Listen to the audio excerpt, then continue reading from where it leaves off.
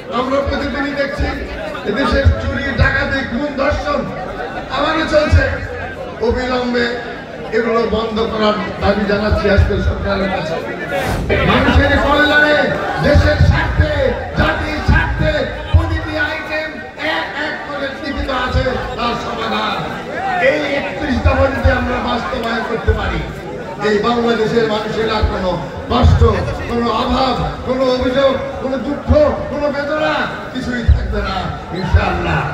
এর জন্য আমাদেরকে আবারও যে কথাটি সত্য, সেটি হলো মানুষের আস্থা অর্জন করতে হবে এবং আমাদেরকে ধৈর্য ধরে ওই ইলেকশনের দিন পর্যন্ত আমাদের থাকতে হবে।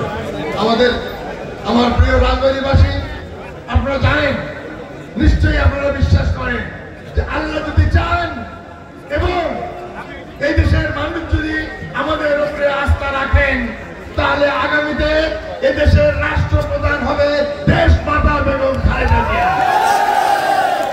আল্লাহ যদি চান, এদেশের মানুষ যদি আমাদের উপরে আস্থা রাখেন, তাহলে আগামীতে আমাদের দেশের প্রধানমন্ত্রী হবে দেশ নায়ক জনাব তারেক রহমান।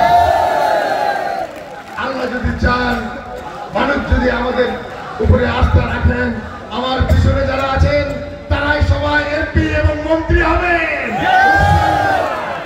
তো আমার ভাইরা রাজবাড়ীর কাছে আমার শেষ কথা, যদিও আপনি বলেছেন যে ধানের শেষের দ্বিতীয়, তবু আমি একটি কথা এখান থেকে আপনাদের কাছ থেকে নিয়ে যেতে চাই।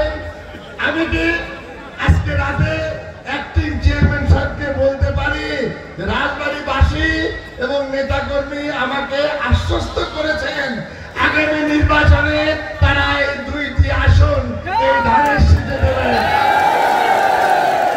ইনশাআল্লাহ। আমরা আজকে এই খবর পৌঁছাবো রাজবাড়ীবাসী, তারা আশ্বস্ত করেছেন সমস্ত আমার সামনে আগামী নির্বাচনে রাজবাড়ী থেকে আমরা 2টি আসন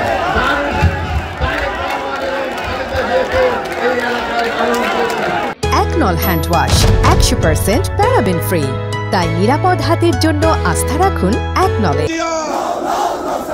মুক্তিযুদ্ধের ঘোষক জিয়া, শহীদ জিয়ার স্মরণে ভয় করি না মরণে, দিয়েছি তো রক্ত,